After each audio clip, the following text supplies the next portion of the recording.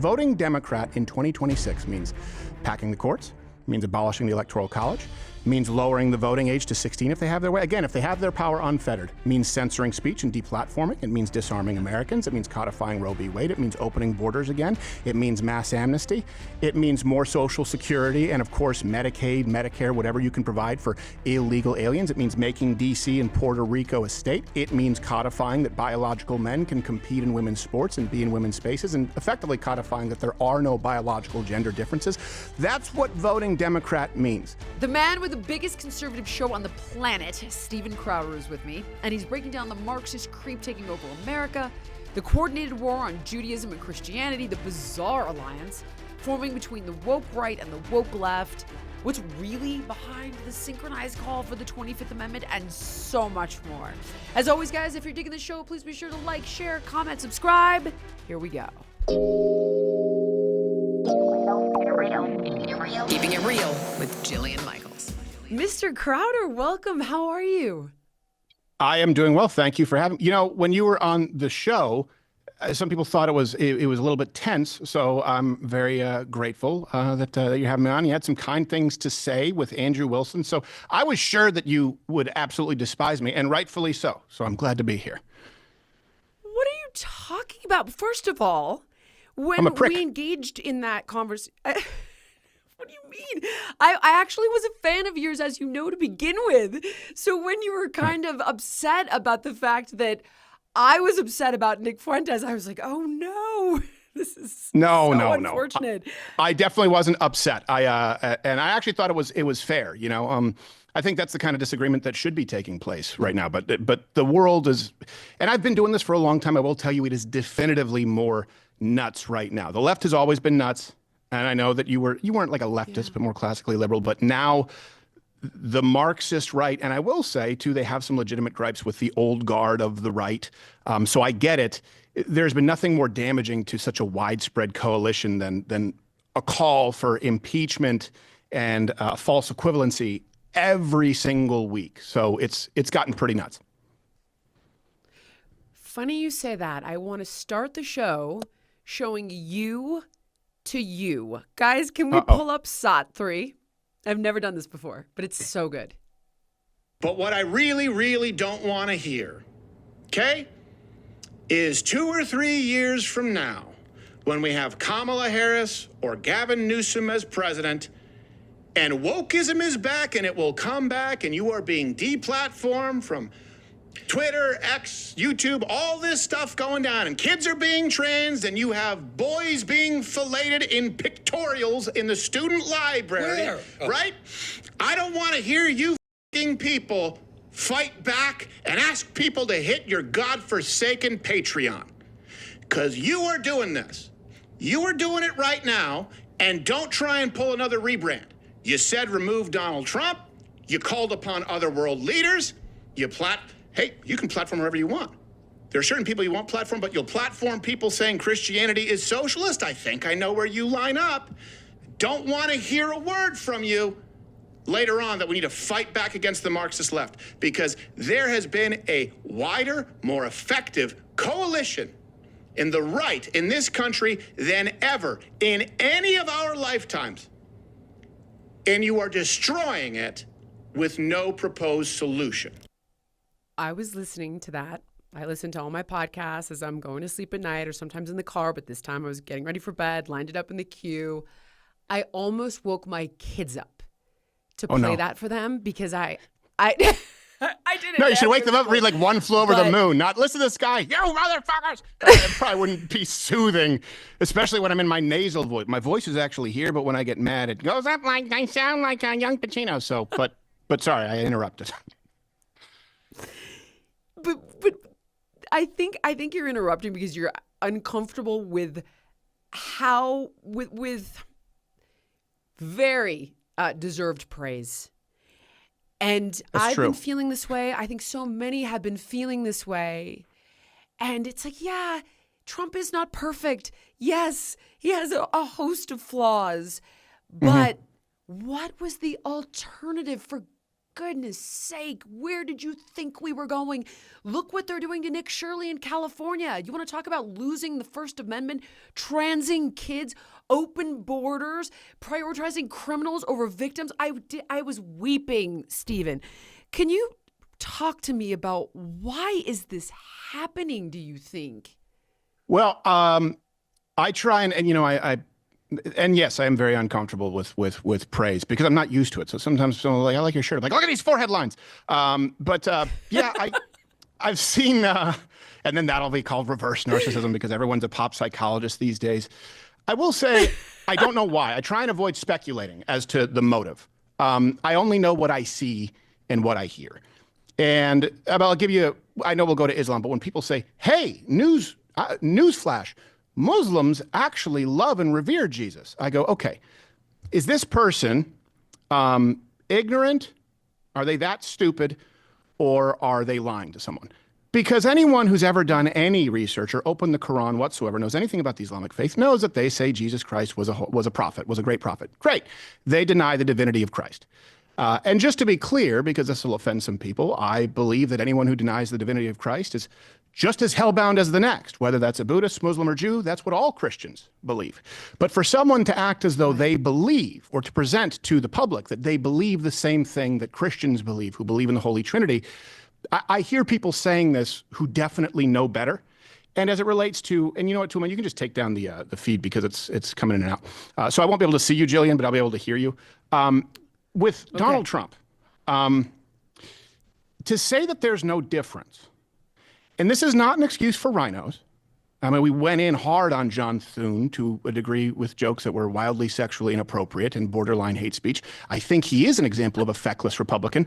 But to act like Donald Trump is that. I mean, a lot of Americans were really single-issue voters, but let's call them, duo-issue voters, where it was the border and, of course, the economy. The border couldn't be more of a clear contrast between political parties or candidates than I've ever seen in my lifetime. There's no doubt about that. 12 to 28 million illegal aliens, depending on the metrics you use under Joe Biden, versus 96 to 99% sealed up, the border. And then the goalposts move, and they say, well, that can just be undone. Well, sure, because some of it's done by executive order. But then we look at, for example, the SAVE Act, and you see feckless people like John Thune who won't get it done. But that has nothing to do with Donald Trump. People go, well, if we can spend money on Iran, why can't we fix Minneapolis? First off, there's no fixing Minneapolis. It sucks. It's terrible. It's where dreams go to die. But the president kind of has powers that are closest to a monarch in issues of foreign policy and war. And it's by design. He can't simply send the military into Minneapolis. And by the way, if you gave every single poor person in Minneapolis $100,000 right now, which you can't do because there are state laws, and then you have a municipality that, by the way, is a sanctuary city, they'd be poor again. So people, if they don't get everything they want, create false equivalencies. And the ultimate message that I see is it's all the same. There's no difference with no proposed solution. And I'll tell you what we'll get. And this is not me patting myself on the back. I'm very grateful that there are people like you. And I think, by the way, for people watching, I know everyone always questions someone who's more newly right-leaning. I think that you are genuine. I think you're approaching this in good faith. But I've been around. I mean, people have watched me grow up. I was on YouTube in 2008. There was no conservative YouTube. Yeah. I manually messaged my first 10,000 subscribers by going to gun hobby channels, because it was the closest thing. It was nothing but liberals, leftists, Marxists, and atheists. And we were demonetized, right? Google took a nosedive, their stock. I've been here for all of this. I have been here before even, for example, you were removed for questioning election results. Before you were removed, for example, saying maybe toddlers shouldn't take the vaccine. Maybe the risk doesn't actually make, the reward isn't worth the risk. And people are taking for granted how bad it can be. This is not cheerleading, rah, Republican Donald Trump. He's very flawed. I didn't support him in the primaries in 2016. That's a matter of record, because at that point I thought he was a lifelong Democrat. And I think he's been one of the most effective presidents of our lifetime. Yeah, Stephen, he was, though, which kind of makes me wonder, right?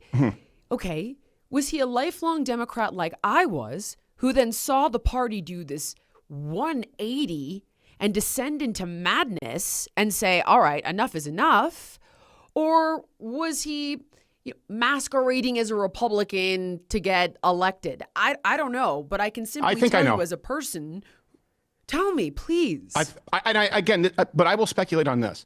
I don't know if you can see, if they can, Andrew Breitbart is on the chalkboard here. I came up under his tutelage. Before him, I had just done, I was just an actor and stand-up comic, and I started doing online videos. He answered my call. I heard him on Dennis Miller, and he spoke to me for 45 minutes and started posting my videos on his website. So I learned a lot of my approach to journalism, because it wasn't my background, from him. And everything is downstream from culture. And one thing that happened with him, he tuned into Clarence Thomas, and he was ready to see that guy get his his comeuppance. And then he left saying, "Oh my God, this is a public lynching." And there's a famous quote from Andrew Breitbart with that. I think Donald Trump, President Trump, you have to be a Democrat to do business in New York, but he was probably center left. I think he didn't realize that these people weren't his friends. And when they came out, the people who would be at the cocktail parties with him for decades and accused him of being a racist and accused him of being a sexist, and they said there were those N-word tapes, right, which never actually came out. I share a more common bond with President Trump. Not that I think he's conservative. I don't think at his core he's deeply conservative. But I know that he now hates the left because he was ganged. He was ganged up on. He was doggy piled on.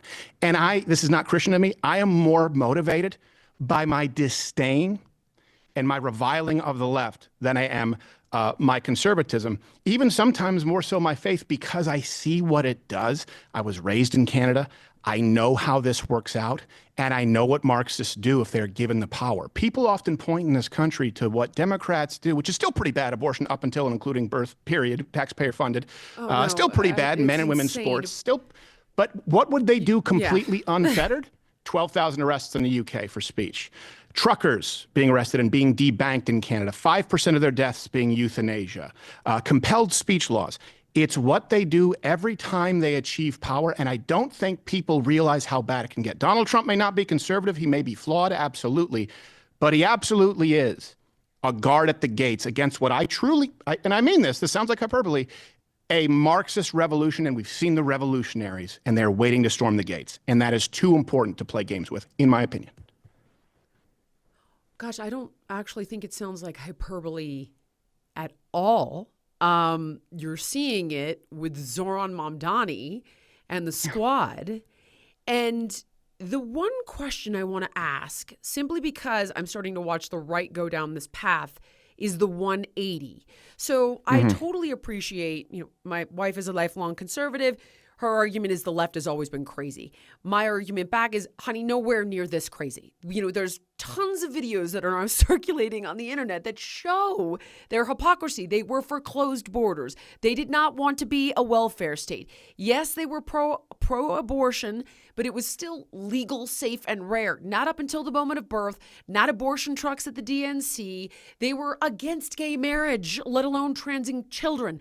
So what I am starting to think is happening is that you have these old people in the party that are insecure, feeling irrelevant, and they look at the young people like AOC and Mamdani, and they want to be cool, and you get this bizarre 180. I mean, Biden, if we're going to talk about racism, was the OG. Stephen, do you remember that racist remark? We just covered this, that he made about Obama, saying the fact that he was clean and articulate was practically a fairy tale. Jillian, this is why I love being on your show, because you're missing so much worse. He said the N-word, I believe, at the Clarion. We run it all the time. We don't want a mayor N-word. I won't repeat it, but we run it all. Every time I say a clip of Biden, I run the clip of him saying the N-word and go, oh, sorry, right clip. He said he didn't want his children raised in a racial jungle. I mean, by the way, do I think he hated black people? No, I think he's a demented old circus monkey. But if you're using the standard of the left, certainly more racist than the guy who let Arsenio Hall win Celebrity Apprentice. Keep in mind, and I want to go on that track, because people say the left me. Sure, I would argue the left has always been more radical than people realize, certainly since the 1960s, because of feminism, Marxism, kind of the permeation. Okay. But I would say this, when people say they've gone far right and far left just to keep you divided, man. Okay, Donald Trump, first president ever who was pro-gay marriage the day he was elected, which, by the way, I'm against, and we can talk about that. Barack Obama was against it until he became for it and then was pro-trans.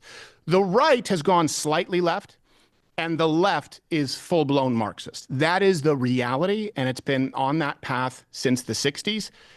I mean, it's so radical where you cannot get one person in position of leadership at the DNC. Not one who will say we shouldn't trans kids. Not one who will put any limits on abortion whatsoever. I remember watching the debate. I believe it was the last time they had a primary, the Democrats might have been 2012, 2016, the Democratic Party, no primaries. They all bragged about their F rating from the NRA, and they all shit on Bernie for only getting a D-. And he had to defend it. He was like, well, I only got a D- because of mom and pop shops. And I was like, this is so embarrassing. This is all they have to offer. So when people go, there's no difference, I think there's a huge difference. And I think we should keep the one party, and we do have a two-party system. It's better than a parliamentary system, but it's flawed. I think we should keep them accountable and expect better, for sure, but not just say that there's this equivalency, because that's what the left does. No, there's definitely no equivalency. The parallel that I'm talking about is the 180 from older people on the right. And I'll say, Tucker, listen, this is a guy, you and I could sit here and show video after video after video of him talking about annihilating Iran or how Muslims are killing Christians around the globe. And now he's unrecognizable. And I'm thinking, like, all right, what's happening here? Are you getting paid? Like, are you just feeling irrelevant and you want to be cool? Because that's what the cool kids are doing. That's what they're all talking about. That is what I'm wondering is, all these older people, the Schumers, the Clintons, the Tucker Carlsons, that are now a 180 to who they were a decade ago. What is that? What is that? It's a good question. And I will say, I don't know as far as, I have suspicions, but I try not to speak on suspicions or motive as far as being paid. There are numbers that anyone could track publicly as far as investors and these banks created to be investors and which funds fund those banks. But I will say, I've appeared with Tucker Carlson at least probably 24 times. I used to have a debate segment with Alicia Menendez, the Senator Bob Menendez, who's being fitted for an orange jumpsuit, his daughter, on Fox and Friends Sundays. I was a contributor there for 4.5 years. And Tucker Carlson was doing Fox and Friends Weekend on Sundays. He would often host it. And we'd appear on Red Eye, and I shared cars with him and stuff. Back then, he was bow tie wearing J. Crew Madras pants, Tucker Carlson, who was very elitist, until he started dressing as how he pictures a fly fisherman to be.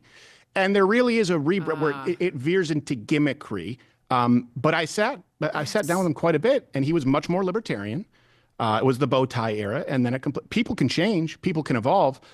But I don't know how you evolve to no longer knowing that there are fundamental theological differences between Christianity and Islam that, by the way, are irreconcilable. Just to be clear, the religion of Islam is blasphemous to Christians. We just don't kill them for it. But to say that Christ was not crucified and did not raise from the dead, by the way, it's blasphemous for Jews to say it to us too, because that's why we're Christians. But you guys can do that. That's fine. People trying to guide folks down the path of something that I've got to understand, I've got to believe they understand is false. For example, Iran.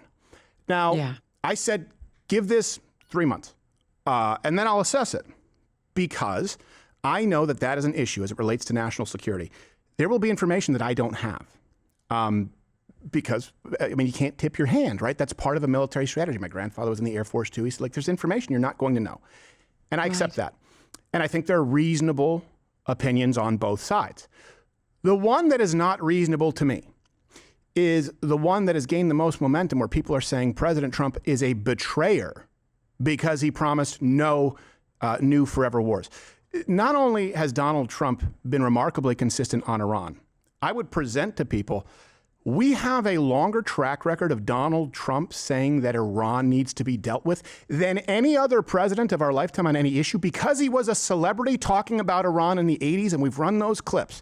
You don't really have that luxury of Barack Obama, who got into Occidental, and we have no idea why, because we haven't read his transcripts and he was never published as the head of Harvard Law Review. But that's for another day. Donald Trump, we have a very long track record. And they asked him, would you use the military? He said, yes, I would. He said, yes, I would in the 80s.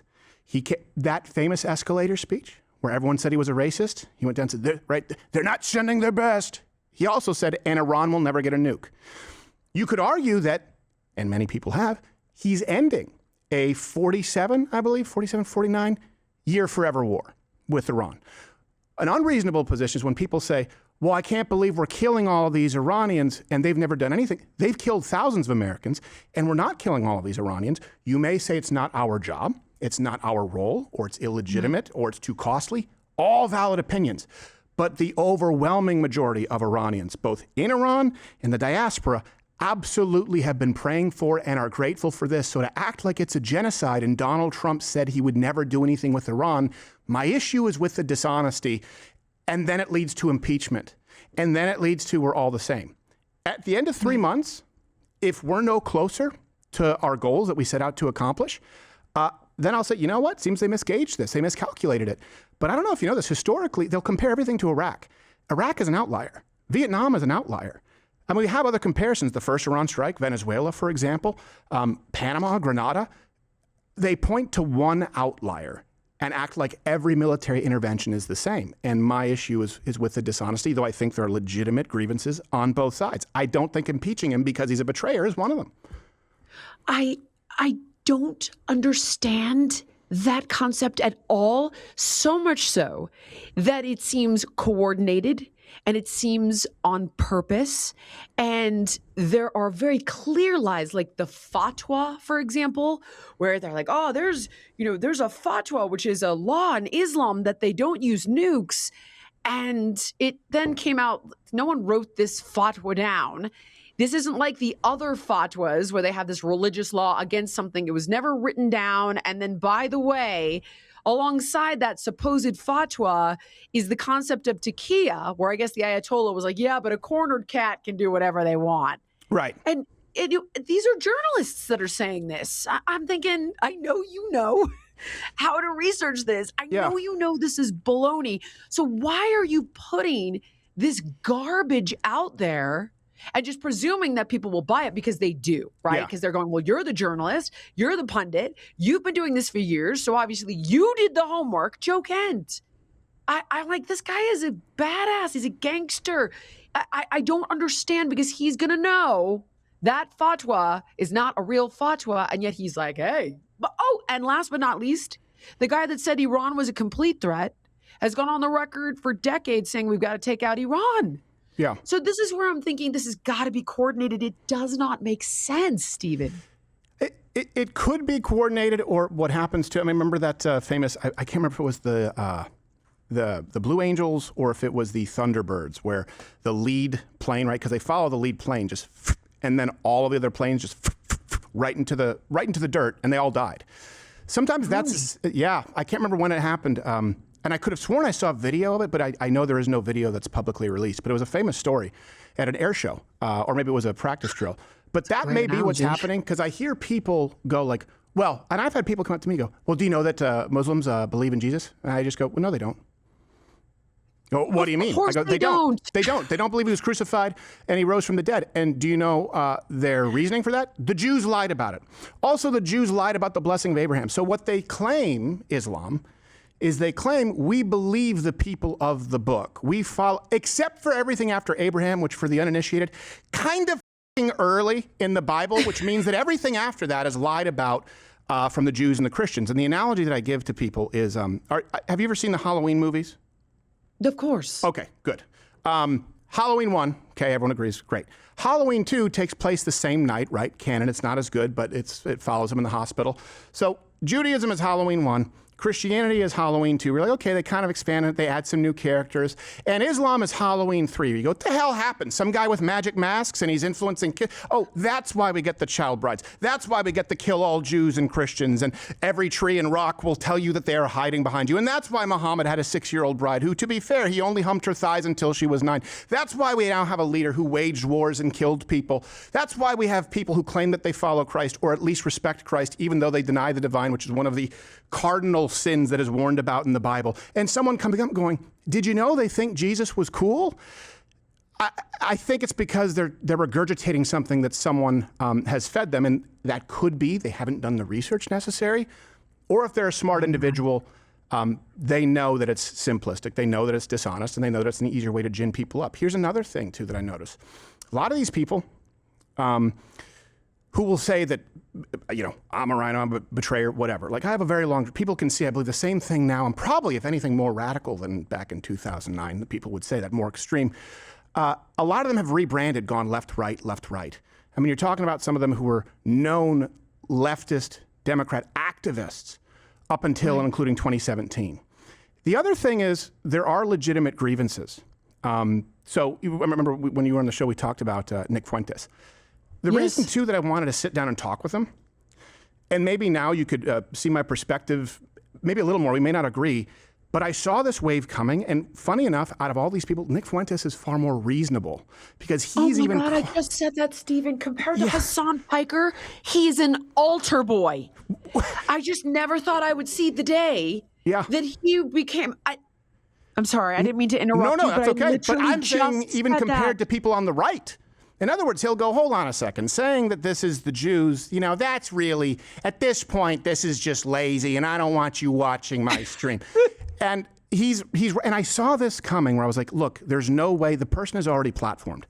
And we need to deal with some of these ideas. And I wouldn't even put him in that same camp, though I disagree with him on a whole lot. We need to deal with this because I can see that the uninitiated, those people who maybe haven't taken the time to learn about it, and they're not dumb, they're going to be led astray. And you have a large group of people who believe that Donald Trump and Kamala Harris are no different, and that our country would be in a no different state, and that the future of the country, by the way, it doesn't hinge on whether we give control over to the left. I'm not saying that all Republicans deserve your support. They absolutely don't. They're legitimate grievances too. Look, I don't want to trash but they look, Nick Fuentes going, hey, he was boxed out before he was radically anti-Israel or radically anti-Semitic, as people may view him now. I don't think he is, but people view him that way. He wasn't allowed a seat at the table because he simply had a differing view on foreign policy as it relates to Israel. And that made him more adamant. And a big part of that comes from the gatekeepers, the Daily Wire, Fox News, other places out there. I mean, I had to struggle against this where I would have conversations with executives at YouTube. And they would say, why do you have to, the Daily Wire, they don't question election results. And I say, great, I do. And that was the pace car. They go, well, other conservatives out there are okay saying everyone should get the vaccine. I said, well, I'm not. So I understand that people think they've been failed by some of their leadership, but the solution should be definitely better leadership and better and more proactive, not only solutions, but expectations of ourselves. Not, the left, AOC or Vance, Marco Rubio or Mamdani, same thing. That's what I'm seeing. And I don't believe it. I just don't think it's even close. What about this? Nick Fuentes was, listen, I don't like Nick Fuentes. I go on the record, and we don't have to debate it today. I get it. Having said that, though, okay, this kid was debanked. I don't agree with that. Right. He was deplatformed. I don't agree with that. He was put on a no-fly list. I don't agree with that. Having said that, my wish for people would be to say, listen, like these things he says, that doesn't represent the values of the party. Like that thing that he said was not okay. Like we're not on board with this comment or that comment. Okay, whatever. That'd be my dream. Not the debanking, the deplatforming, the no-fly zone. Hassan Piker is so vitriolic, so aggressive, calling for assassinations. Sure. And the left not only has not debanked, deplatformed, they are campaigning alongside of him. They are inviting him to speak at Yale. Right. They are putting him on CNN. I mean, they have canonized, basically, Hassan Piker. So I just want to understand how they don't appreciate the obscene hypocrisy of that. And how are they embracing? Well, can you forgive me? Can you clarify when you say who do you mean embrace? Do you mean those on the right saying there's no difference? Is that what you mean? No, I'm sorry. I'm saying the left that ruined Nick Fuentes' life, right? And I was kind of saying, they're going to turn around and they're going to weaponize the Nick Fuentes conversation against the right in the midterms and in 2028. And they're going to say, look, you didn't condemn these messages of A, B, C, D, and E. Okay, whatever. But now the left is embracing Hassan Piker. Yeah. And he's 10 times more aggressive and vitriolic and violent and hateful than Nick Fuentes in his worst streaming moment. Yes. And my primary grievance with Nick Fuentes is my same grievance with Dave Smith, who's been on the show. And I will say this, they have said, they declared this intervention a failure, the war in Iran a failure, and they told people to vote Democrat. And then Democrat, like you said, that brings us back to Hassan, Piker, Mamdani. Let's be really clear about what no difference means and you can tell me if you disagree with any of these premises, because I'm kind of going shorthand. Voting Democrat in 2026 means packing the courts, means abolishing the Electoral College, means lowering the voting age to 16 if they have their way. Again, if they have their power unfettered, means censoring speech and deplatforming. It means disarming Americans. It means codifying Roe v. Wade. It means opening borders again. It means mass amnesty.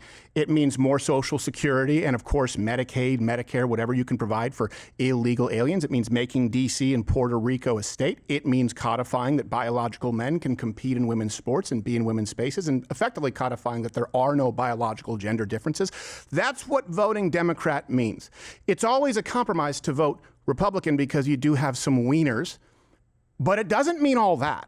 And when you talk about Hassan Piker, the crazy thing is, I don't know if you know, I've been to Cuba twice, and I'm one of the few people who's been to both Havana and Guantanamo Bay. I was in Havana for a Rising Crust pizza commercial as a teenager. I went under a Canadian passport, and it was just, the budgeting where they were like, we have some budget at the end of the year. Let's go to Cuba. It was an interior shot. They didn't even need to go to Cuba. And then I was in Guantanamo Bay doing some shows entertaining the troops. And one of their biggest threats in Guantanamo Bay is they actually have to protect against Cubans trying to get into the prisons because of how bad it is. These people go on this liberal virtue signaling tourism. I mean, most people in Cuba, my woman, by the way, and I say this, I've been told it's sexist, my woman who's Latina, she's part Brazilian, but sexist? Cuban. Oh, okay. Yeah, well, it's sexist to say my woman. I don't think it is. I think you're good, especially with my... I'm good with her because you know what happens when she hears my woman? She prepares to conceive. It turns her on. So I'm going to keep going with that because she likes a little possessiveness. But, I like it. Okay. Her adoptive mom is Cuban and a doctor and had to come here and go through all of this. And she, by the way, isn't really political, but she knows that the average salary, I think, in Cuba is, I want to say $2,000 a year, something like that. She knows how awful the abject poverty is there. She was a doctor, and she would have to save up all month to buy a bar of soap. These people wear a Che Guevara T-shirt. People like Hassan Piker. Che Guevara was just as racist, just as much of a eugenicist as Adolf Hitler, and if he had the ability, would have killed just as many people because he bragged about it in front of international councils, said, kill, execute without trial. We will continue to do so, and referred to the Negro as indolent and a pestilence. And he didn't say Negro all the time, just to be clear. And I'm going, hold on a second. You put him on a T-shirt, and he killed, by the way, executed some black people. People go, yeah, but he just said that, but that was a different time. Yeah, but he killed black people for that because they were indolent Negroes. That's what he said. Why do you give him a pass on that? The revolution of Cuba is that of racism, is that of actual genocide. They wanted pure. There's a term in French Canadian too, pure laine, pure wool, pure Spanish, European blood. They didn't like black people there. They'll use them where convenient. But this is what Cuba is, and people go there and go, actually, it's great, and it's the fault of the United States. I ruined New Year's last year. I was at a hotel with my woman, and the lady serving us drinks. We went down for brunch. Something was happening with Cuba, and she said, it's horrible what the United States has done to them. And my woman said she saw that look in my eye where she's like, well, there goes the morning. And I just said, what was that? What we've done? I was like, oh, don't they have the two biggest trading partners on earth? But if communism worked, by the way, it's the perfect climate. Everything grows there, not to mention your women are beautiful. Everything. It's like God saying, here's a gift. They have China, Russia, and they can't make it work. It's our fault. We're just not trading with them. If communism could possibly work, Marxism, socialism, you couldn't have a better example than Cuba. So what they do is they try and direct you to something new. And like a dog pissing on the carpet, their face needs to be buried in it because this is not new. People need to realize Stalin, Mao, Che, Fidel, Chavez, Maduro, all of them, who now the left says, no, not that example, were praised by the most prominent leftists of the time. I can walk you through them, whether it's Oliver Stone, whether it's Bob Dylan's crazy bitch, that Susan Rotolo, the first one, Jane Fonda saying, Fidel Castro is actually great. Now they move the goalposts and they go, no, we don't mean that kind of communism. You guys went there and supported the government silencing dissidents. All of them. Anita Dunn, who was an advisor to Barack Obama, said, when I look to inspiration, I look to Mao. Let's round down. 40 million people killed under Mao's Great Leap Forward. Stalin, right? So now they move it and go, no, we mean these Scandinavian countries. And they always will, because Marxists, it's progress for the sake of progress, and that will always lead to degeneracy. And I think you see the flip side of that in the right, where there's no moral rooting. There's a contrarian streak. I have a general problem with authority. I get that. People have a problem with authority, and they were contrarian because, you know, it was so mainstream to be left for a long time. You saw that with Gen Z males. Now they need to be contrarian for the sake of being contrarian, and they go, well, we're in the majority, so betrayer, and it's all the same. If the left has their way unfettered, you would have Mao. You would have Stalin. You would have Fidel. How do I know? Chavez, Maduro. Because they went there and they broadcast these leftists saying, these are great people. Breadlines are a good thing. This isn't a conspiracy. So many people leave a doctor's appointment with no real answers. No data, no plan, just, you're fine. But meanwhile, the questions keep piling up. Well, Superpower changes all that. It's one simple lab test done in your home or at a local lab, and it measures 100+ biomarkers, and it delivers a personalized view of your heart, your liver, your thyroid, your hormones, your metabolism, your vitamin and mineral levels, and even environmental toxins. Members receive a tailored health plan with guidance on supplements, lifestyle, and performance, plus tracking of your biological age over time. There's also an on-demand care team to help interpret results and guide next steps. No waiting, no guessing. Superpower gives you access to high-end, concierge-level care for only $199 and $179 with our discount. So make this the year that you stop guessing about your health with Superpower. Not only did Superpower reduce their price to just $199, but for a limited time, our listeners get an additional $20 off when you head to www.superpower.com/Jillian and you use the code Jillian. Just head to www.superpower.com/Jillian and use the code Jillian at checkout for $20 off your membership. And after you sign up, they're going to ask you how you heard about them. So please make sure to mention this podcast to support the show. No, it's not. You've seen Iranian people in the streets here telling everybody, listen to what we are saying to you. Mamdani sounds like the Ayatollah. Yeah. And you've got these white liberals. And I'm sorry, I was one. But not, in other words, these white liberals are looking into the eyes of Cubans and Venezuelans and Iranians who are saying to them, you have no idea what you're talking about. We have lived this. We know where it goes. And it goes everywhere you just said. And the white liberal doesn't listen. Right. And that's expected to me, by the way, because it's like, okay, you want your moral superiority. And, you know, I was talking to Xavier DeRusso recently, and he's like, it's very funny how quickly a white liberal becomes racist when you don't validate their narrative. And they call you Uncle Tom and, you know, all these names that I'll have to bleep on that. Anyway, but from the right, I don't understand. And I remember Ben Shapiro talking about this after Charlie Kirk was killed.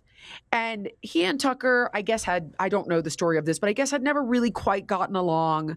And they had this moment where they spoke after that. And it was like, we should do a show together. We should work together. We've got to shut down Mamdani. Marxism is coming to America. It's gaining power. It's growing. Yeah, let's do it. And then Tucker went, it never happened. That's all I know. Ben was like, well, Ben's just as much to blame, though. This is the problem, right? I have invited Tucker, Candace, Dave Smith did come on, Tucker, Candace, Nick, Dave, and as well as Ben Shapiro, Mark Levin, everyone. Ben Shapiro was going to, and he didn't appear. He's been on my show over a dozen times, by the way.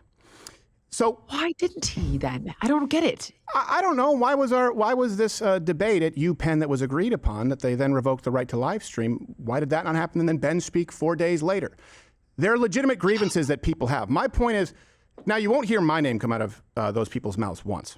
You won't. They'll debate smaller people, and you know. And I'm not saying that it's like you'll destroy that narrative, though. That's the thing, and you're powerful. You're not some kid with 600,000 followers. You have millions of followers. And I agree with them on a lot of them. And Ben Shapiro and I agree on a whole lot. And when I used to appear with Tucker, I agree on a whole lot. So they're both to blame on that front because it's about carving out an audience. I mean, I will say this: Ben Shapiro is right about a lot of things. He's very, very smart. Him going after, for example, his comments on Theo Vaughn, I see how people look at that and go, my God, does that sound elitist? And then they say there's no difference between the right and the left. I do think that Theo Vaughn is very uneducated on some issues because I've heard him recite wrong statistics routinely and not know it. He's not a political pundit, but to come out and then try to browbeat the vice president of the United States for his preference in a podcast, that gives ammo to the people saying, see, these are your leaders, burn it all down. And that's why it's a pretty hard spot to be in, because we have to call balls and strikes. We provide all of our references every day. And I think that there are some shortcomings of this administration. I think there are some shortcomings of previous Republican leadership. But the solution is not to, I see people going, man, these rhinos are useless. Sure, if you want to say like John Thune, Lindsey Graham, people like that, Murkowski, yes. But then to hopscotch them to link arms with Mamdani or Ro Khanna, I go, what? Right. What? Right. That's where we are. You don't think this is okay? So everybody was very anti-Israel. Everybody still is anti-Israel, and I entertained the conversations, and I still appreciate. Listen, the people I know that are the most critical of the Israeli government are Israelis. So, I had Barry Weiss on, I had Dave Smith on, and I even showed Barry Weiss a video of Netanyahu talking about how he can manipulate America. I'm totally open to the narrative. Talk to me about it. I have no problem criticizing Netanyahu or Smotrich or this or that or the other. But it started to become, I'm going on a bit of a rabbit hole here down, but that's okay. I'll promise I'll bring it back. It started to become like the Jews are the root of all evil. They're responsible for everything that's wrong. And then not only did that sound absurd, the more I would investigate some of the crazier claims, you realize it wasn't true. Right. But then I started to notice the same narrative with Christians. Oh, white Christian men are the root of all evil. Hillary Clinton to Ilhan Omar. I expect it out of Ilhan Omar. I don't expect it out of Hillary Clinton. And now the narrative is attacking Christians. Well, I would say, tell me, because there's a parallel now that I'm starting to see. No. You're right on both counts. You're wrong about the timeline. And I don't say that to offend you. You're the expert here. I'm asking you. I'm far from an expert. I just literally had my face shaved into that's why I'm shaved into an iced tea car shield parody. And it's like the silly horse shit that we have at this office. But we do our best to be accurate. You are right. White Christian males. And that's why when we first talked about, I asked about feminism. Feminism is Marxism. And let me get this out before I address that point. Now we've seen a lot of anti-Semitism. By the way, just for full context, AIPAC can go screw themselves with a wire brush. I agree. I have a problem with AIPAC. I also think Netanyahu has a reason to extend this, where I think they've been horrible with messaging. And I'm still never going to run into the arms of Islam or say the Ayatollah is not that bad. But that's a balanced perspective, though, Steve. I'm guessing also you probably wouldn't want other foreign lobbies influencing our politicians. Am I right? I mean, Yeah, I think, and by the way, they're not even the biggest one. Here's the thing is, they're not registered under FARA, and it's a legitimate grievance. Right. I think they probably should. But the way that, and that's an actual PAC. Right now, as far as PACs, it really is not even close as far as a sort of diaspora PAC. The way that Qatar and China spend money, though, is far more pernicious in that it's done through lobbying to the tune of many billions of dollars. So when people make the comparison, they give ammo to people criticizing AIPAC. So I just say, screw them with a wire brush, and they should be treated they should all be treated the same. I also don't think that you have to support the Israeli government. I think we should stop the $3 billion a year. I think that in this instance, we should be the ones leading with Iran. And once we accomplish our objectives, we make it very clear, we leave. And then if Israel wants to continue a conflict, that's on them and they don't get our money. That's my perspective. I think we both have aligned interests against Iran. Going back to the Christian thing, though. Okay, sorry. But I do want to say, here's the thing. If you want to understand, and I understand, or my perception too is that since some of this is new to you, right? You're trying to make sense of it. Yeah. You're trying to approach it logically, and you can't. Do I have that about right? 100%, yes. Okay. Yes, that's how I feel. Okay.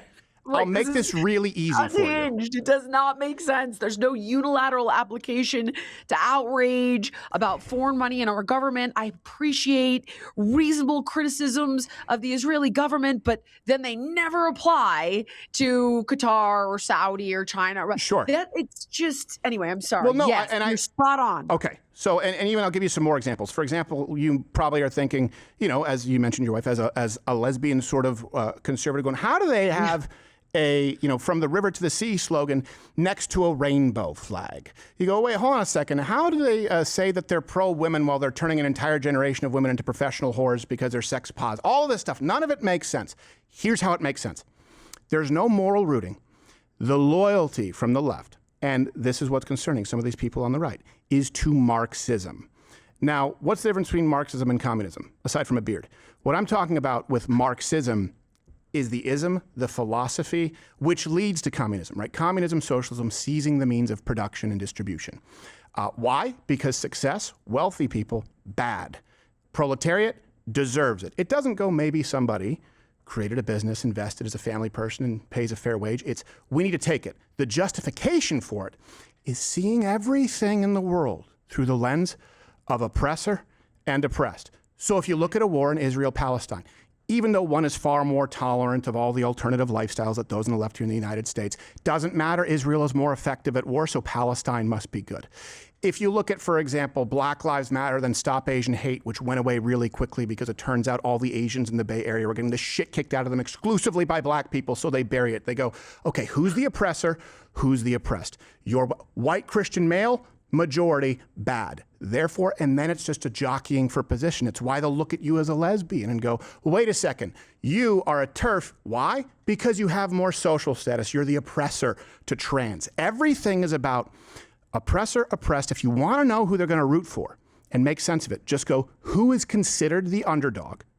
That's who they pick, whether the underdog is a horrible human being or not. It's that simple. There's no other consistency outside of a Marxist worldview. People need to understand that because Marxism destroys everything it touches. I guess I just feel like I'm seeing the most bizarre kind of conspiracies. And I'll give you, because this makes perfect sense. I mean, you've made it very rational for me. But I was just watching Dana Lash. So he was laying a wreath for Muslims that killed Christians in Algeria. It was a big old giant wreath, too. He placed a wreath of flowers and prayed for the Algerians who died, the ones who died in the Algerian War of Independence against French colonial rule at this martyrs monument in Algiers. Huh. It's like, I don't know, man. This is just to give you an update or give you an insight. This is who he's honoring. So within this, one of the biggest massacres of this battle occurred at this pyrite mining town where they had 130 Europeans and 2,000 Muslims. They had lived and worked together. The mob was composed of hundreds of Muslims, both men and women, who were mostly armed with farming tools, axes, sharpened shovels, or knives, and they were led by 25 FLN members. They arrived at about 11 a.m., when most of the Pied Noir men were working in the mine and the women and children were at home. A bloody massacre ensued in which European women were raped, disemboweled, and decapitated. Children had their throats slit. Babies were against walls. Some of the local Muslim inhabitants who had initially watched without reacting eventually joined the excited mob as it massacred Europeans under chants of Allahu Akbar, blended with Algerian women's, the little sounds that they were making at Sabrina What's-Her-Face's concert? That's what they were doing. The attack caused the murder of 37 Europeans, mostly women and children. It was a Christian community. That is who the Pope laid a wreath for. Long story short, he goes to Algeria and he lays the wreath down for Muslims who slaughtered, and I'm actually going to, I'll drop it in here later just so you know, slaughtered Christians, women, children, disemboweled them, beheaded them, threw children into walls, and he's been a huge proponent of Islam now. And I pulled a few of these quotes here because they're just like, he's trying to, okay, wait. Nick Freitas said this. Okay. Nick Freitas was talking about the Pope, and he said the Pope claimed we need to be less fearful of Islam. The Pope referenced Lebanon as a place where Muslims and Christians coexist. I have a lot of Lebanese friends who are Christian. That's not the case. They hate Hezbollah. Let me guess. Them. They fled. Well, of course. And then there are some that are still stuck there, which is a separate conversation because my brother-in-law is also Lebanese and also fled, but has family over there. They hate Hezbollah, hate them. Okay. And then Nick Freitas went on to say he doesn't understand why the Pope doesn't acknowledge the slaughtering of Christians across Northern Africa, like Nigeria, for example. Yeah. Okay, when did the Pope, this is what I mean when I tell you it feels coordinated. I can't. I'm going, all right, the Pope is now promoting Islam. The right is now promoting Islam, or the woke right. The left is now promoting Islam. And you're seeing what has happened to you. I'm not suggesting, by the way, that there aren't 1.8 billion amazing Muslims. But the reality is... There are not 1.8 billion amazing Muslims. Over close to 200 million Muslims on Earth right now, and this is, I believe, according to Pew Research, we've cited it, support violence. Support violence against infidels and apostates. That's some of the time. Over 50 million support violence often as a means to a religious and political end. So that's not an insignificant number. They would say, playing devil's advocate, they would say they're not promoting Islam. They're promoting tolerance of Islam. Okay, I don't care. Because tolerance of Islam, tolerance of an ideology, of a worldview, of a theology that is basically a glorified death cult and says everyone has to be subjugated or executed, is tantamount to promoting Islam. It's 10% of all Muslims worldwide support violence against non-Muslims or against apostates, those who leave the faith. Remember the Westboro Baptist Church? Remember how they were all over the media going, look at these radical Christians. It's like there's 12 members and 4 of them have flipper hands because they're inbred. They used to send out faxes to every radio show. Why? So the media goes, oh, they had a God hates sign at a funeral. Look at all the Christians are just as bad. You go, there's 4 people. There's 200 million. I believe it's 198 if someone wants to fact check me, who support violence against non-Muslims. But let's take that out because they'll say that changes throughout history. Okay. One of the first videos I ever did, I had a fatwa on me, was the Quran challenge, I believe 2008 with the blue bedsheet. I just challenged people to open the Quran to any page and read 5 pages in any direction and tell me it's not a violent book. That was a challenge. Right. Let's look at the founders of the feast. In other words, you can always point to imperfect Christians. I'm one of them. You can always point to imperfect Muslims, and they'll do that. They go, well, those people aren't true Muslims. Okay, what would be the truest example, right? The most untainted for Christians, it would be Christ. For Muslims, the holiest prophet to them, their own words, it's the phrase you have to say every time, like an OCD person who has to touch every corner in a room before you walk in. It's Muhammad. Okay, what if all your neighbors acted like Jesus? Might be a little weird, but you'd be like, hey, he's pretty peaceful, pretty good, right? Did Jesus ever kill anybody? No. Did he ever rape anybody? Stealing. Did he ever call for the rape deaths? No. Did he ever marry a 6-year-old and hump her thighs until she was 9? No. Muhammad did all those things. Muhammad did wage wars. Muhammad did advocate for violence. And Muhammad's last words were calling for the deaths of Christians and Jews. If you look to the founders of the feast, if everyone copied the archetype of Jesus Christ, you may have a few Ned Flanders and think life is a little bit boring. If everyone copied Muhammad, we would be in an apocalypse. So let's get off the some Christians, some Muslims. The numbers are still really bad, and it doesn't mean all, by the way, not all, not all, not all, not all. I mean, for example, I don't get along with most lesbians, not because they're lesbians, because they're not fun. You're fun. Lesbians are usually killjoys, just to be clear. They're like, that's not funny. You're like, come on. Change your opinion about this. I'm gonna have to take you and your woman out and like show you guys a good time. I mean, my God. Well, not all. You're the exception. You're the exception in my experience, not the rule. But with Muslims, there's a rule, there's an exception. And I just go, let's just look to the founder of the rule, Jesus Christ versus Muhammad. Sometimes people will say the way I'm laying this out is reductive. Like, for example, one of my producers, Lane the Brain, would call him, he's a genius. And he'll go like, isn't that reductive? I go, yes, by design. Because my goal is, when I think of who I'm broadcasting to, it could be a neurosurgeon. It could be a literal rocket scientist.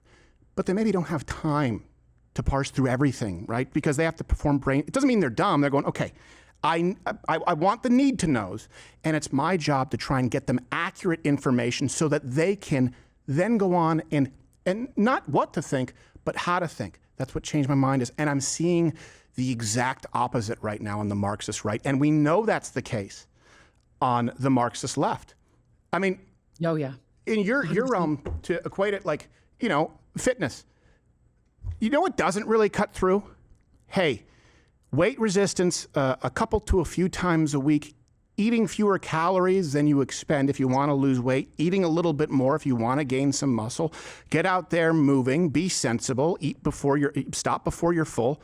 Guess what? That's not going to get the clicks. The new potion, the new ass exercise to blast your glutes.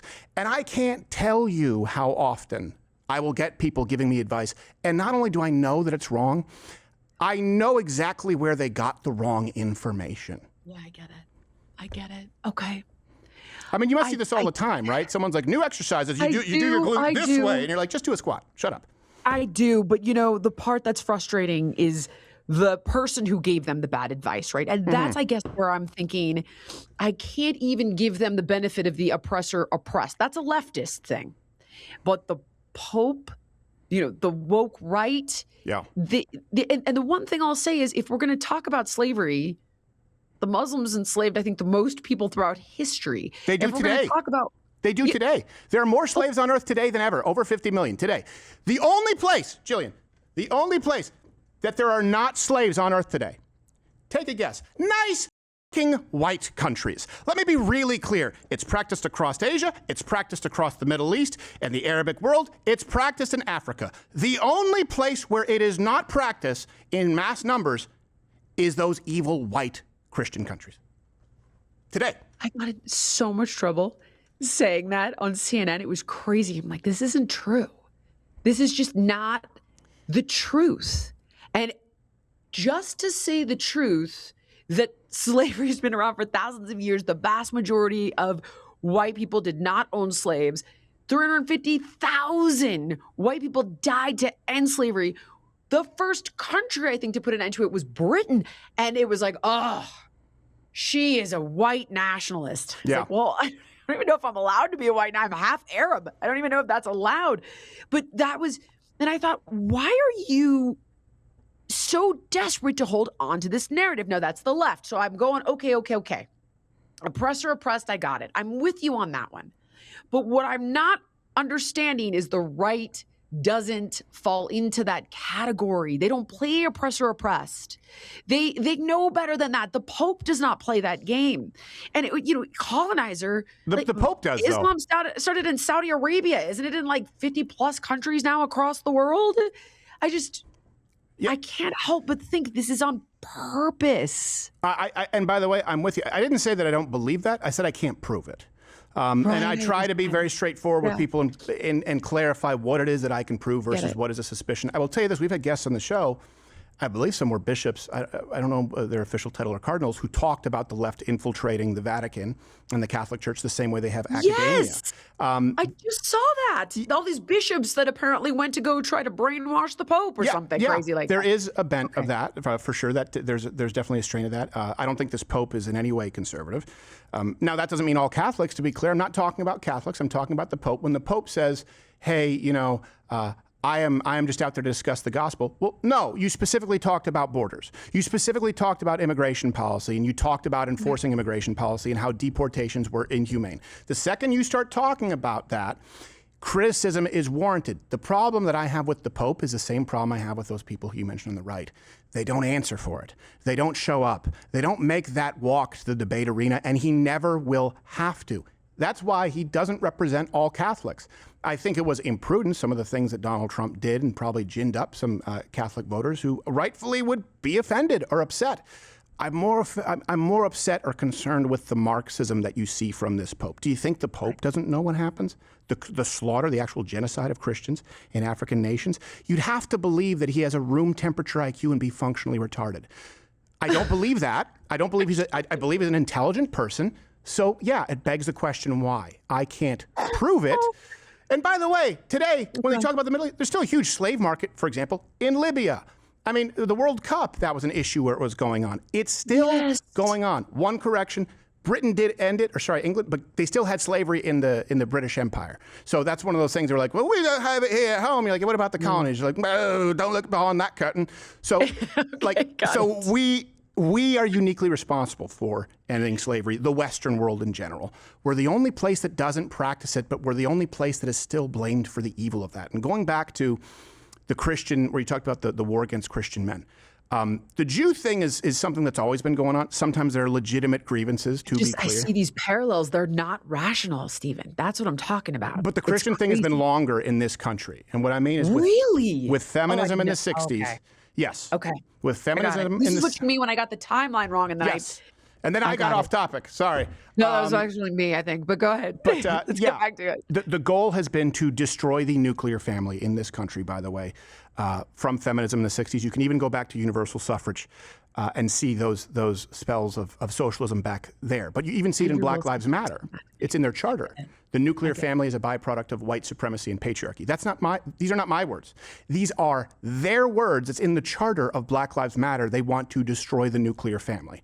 Strong traditional nuclear families with mothers and fathers were designed to be the central building block of American governance, meaning before federal government, before state government, before municipal government, you had a form of self-governance, and we had I believe it was Adams who said, our laws, our government, for anyone other than a moral and Christian people is wholly unjust or wholly inadequate, I believed he said, because you needed a form of self-governance.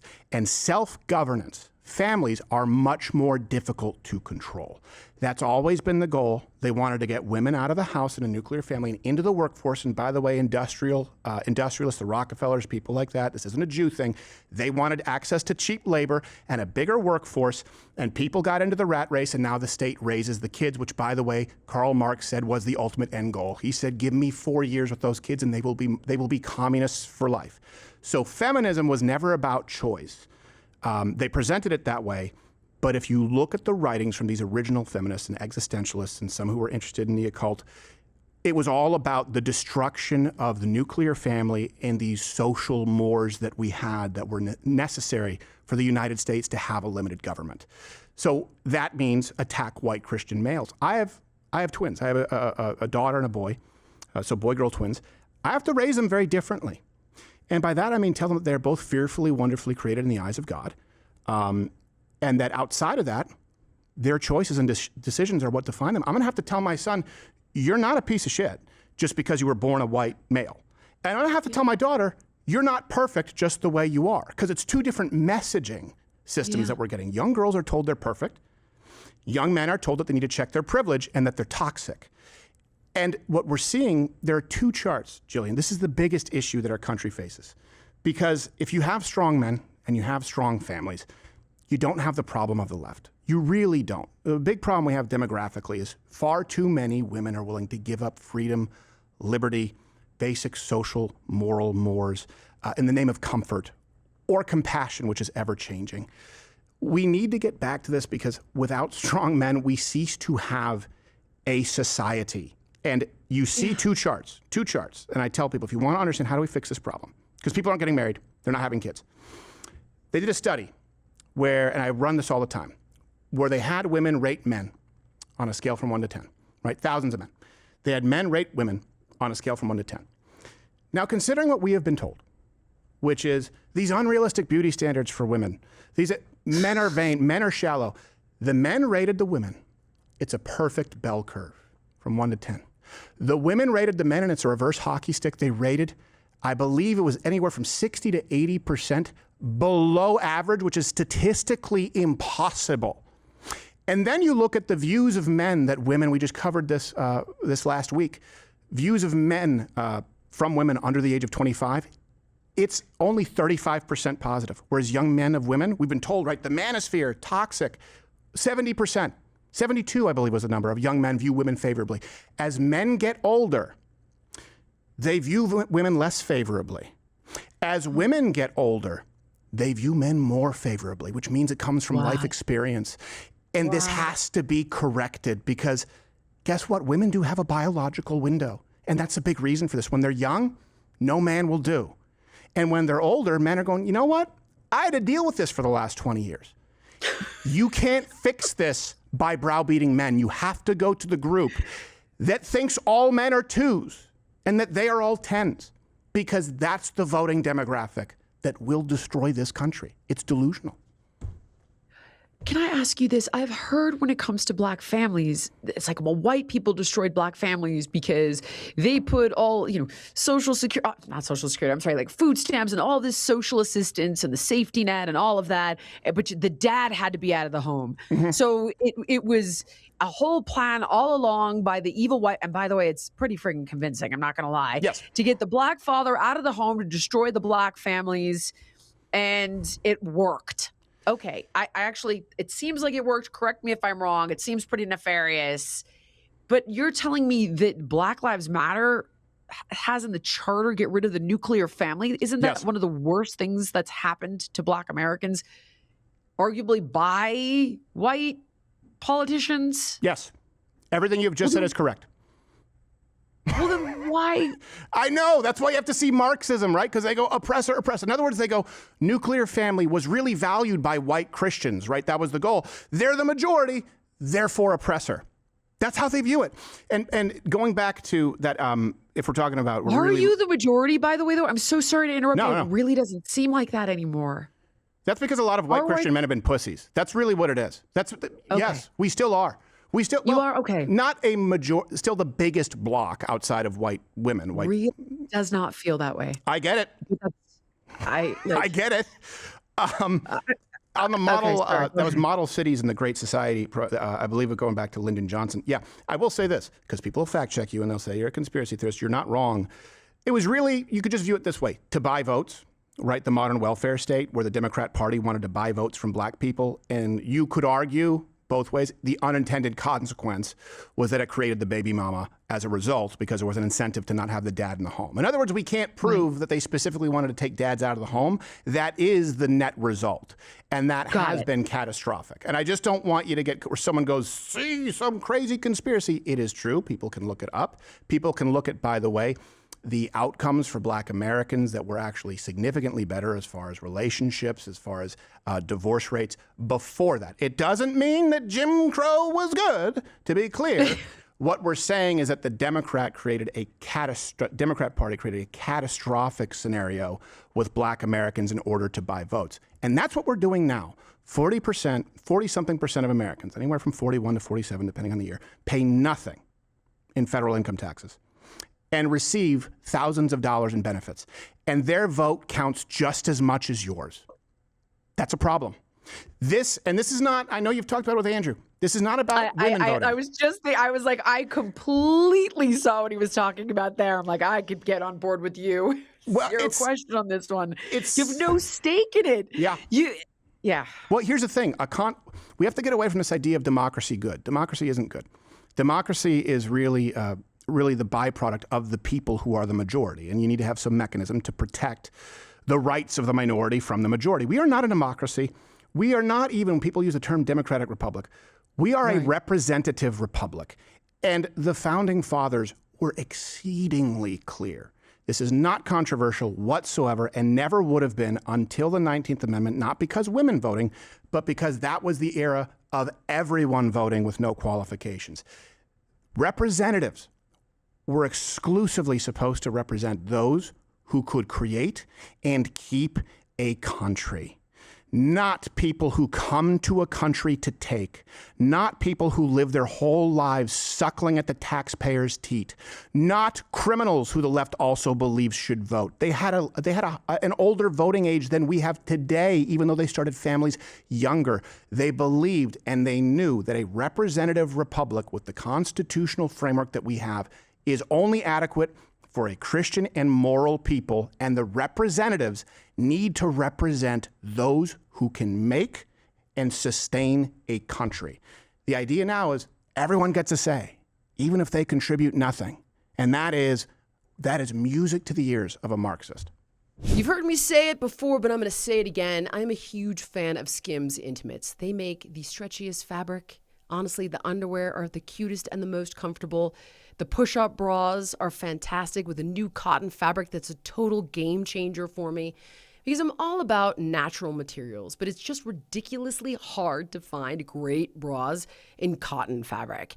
And my favorite Skims t-shirt bra is now available in their new everyday cotton fabric. From the moment I tried it on, I knew I'd found my everyday go-to bra. It's soft, it's supportive, it's just perfect. And it's perfect under just about every outfit I've paired it with. Their everyday cotton boy short, soft, breathable. They don't pull underneath clothing. And I've been wearing my new everyday cotton pieces at work, running errands, doing physical activities, and just lounging around the house. The comfort and the versatility are on another level. So shop everyday cotton and all of my favorite bras and underwear at skims.com. And before you place your order, please be sure to let them know that we sent you. Just select podcast in the survey and then select my show in the drop-down menu that follows.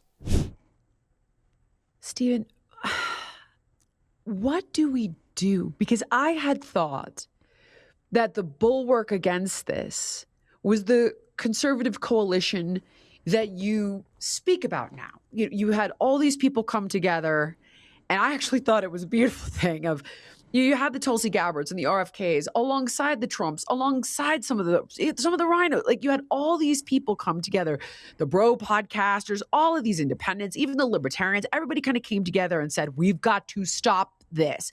Marxism and all the things you talked about, losing the First Amendment, losing the Second Amendment, trans and kids, all the things you laid out that will happen.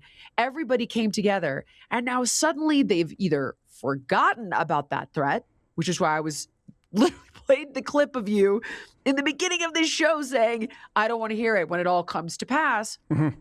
Or they literally trade their political position like a pair of jeans that are out of style. And that's how it feels. That is how it feels to me. It's like, well, bell bottoms are out, skinny jeans are in, so that's what I'm wearing. MAGA's out, the hat's out, but hold on, we need a blue America First hat. I just don't know. Yeah. Outside of, I swear to God, outside of listening to your show and sharing that show in particular to everybody I know, I don't know how we stop this, because I am watching this unravel just like you are. And I know what's waiting for us at the other end of it, just like you do. And I'm not quite sure. Yeah. Like, podcasts are great. What do we do to stop this? Because it's coming. It was already here. Yeah. We pushed it back, we kicked the can, and it is coming, clearly. Sure. And the right is bringing it on. Yeah. Yeah, no, it's a very good point. And I don't want to, mislead people like I have all the solutions. But I will say, going back to, Change My Mind was started because I was at Fox News for years, and we couldn't have the kinds of conversations that would actually convince people, right? You're in a quadrant view, and you have 4 minutes, and it's about eating up time.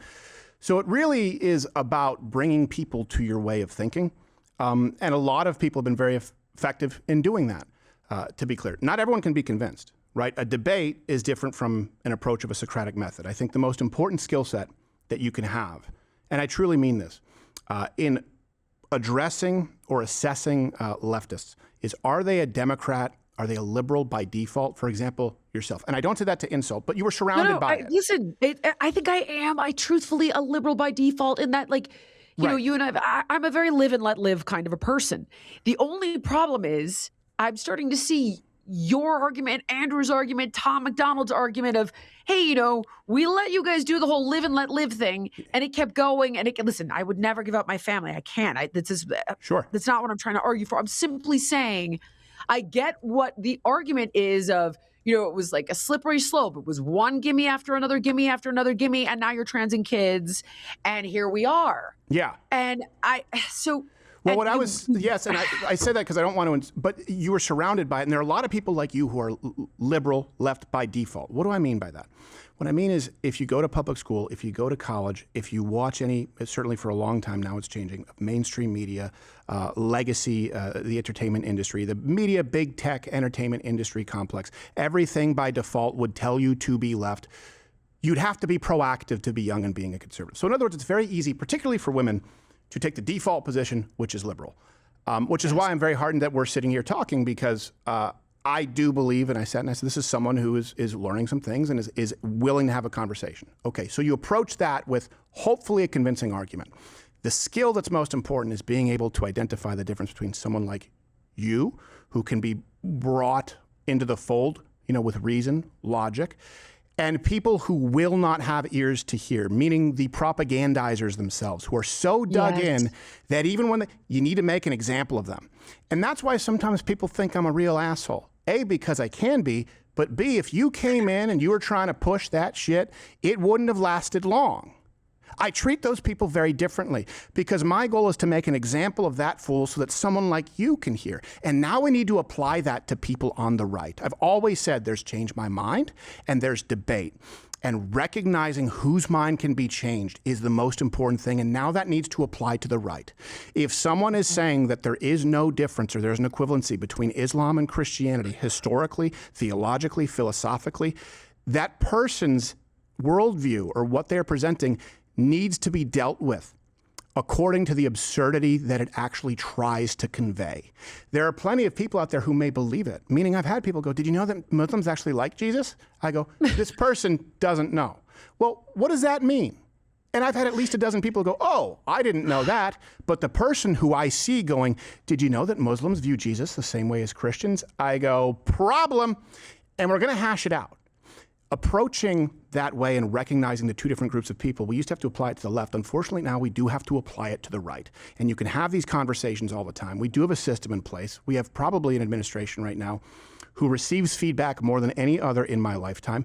And I do think culturally, part of the uncomfortable realities is that people who aren't traditional sort of heterosexual, Christian, patriotic Americans need to recognize that that was the bulwark against this. You may not like heterosexual, Christian, conservative, white males, but guess what? Without them, or with a castrated version of them, you get Europe, you get Canada, you get the rest of the world. This is the last stand right here.